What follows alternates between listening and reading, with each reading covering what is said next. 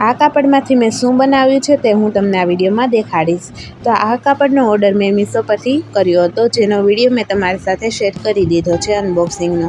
તો મેં વિચાર્યું કે આ કાપડમાંથી હું અફઘાની સલવાર સાથે ડિઝાઇનર કુર્તી બનાવું। તો સૌથી પહેલાં મેં સલવારનું કટિંગ કર્યું અને ત્યારબાદ મેં કર્યું કુર્તીનું કટિંગ, અને કુર્તીમાં મેં સાઈડમાં પોકેટ પણ રાખ્યા છે।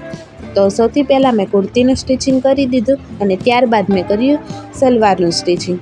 અને જો તમારે ફ્રીમાં સીવતા શીખવું હોય તો મારી યુટ્યુબ ચેનલ પર તમને ઘણા બધા એવા વિડીયો જોવા મળી જશે, જેમાં મેં તમને બધું જ ડિટેલમાં શીખવાડ્યું છે, એ પણ ગુજરાતીમાં।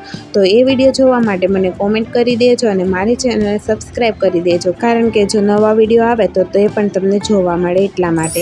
તો આ છે આનો ફાઇનલ લુક, કેવો લાગ્યો કોમેન્ટ કરીને જરૂર જણાવજો। આ વિડીયો પસંદ આવ્યો હોય તો વિડીયોને લાઇક કરી દેજો અને અવનવું શીખવા માટે મારી ચેનલને સબસ્ક્રાઈબ કરી દેજો। જય શ્રી કૃષ્ણ।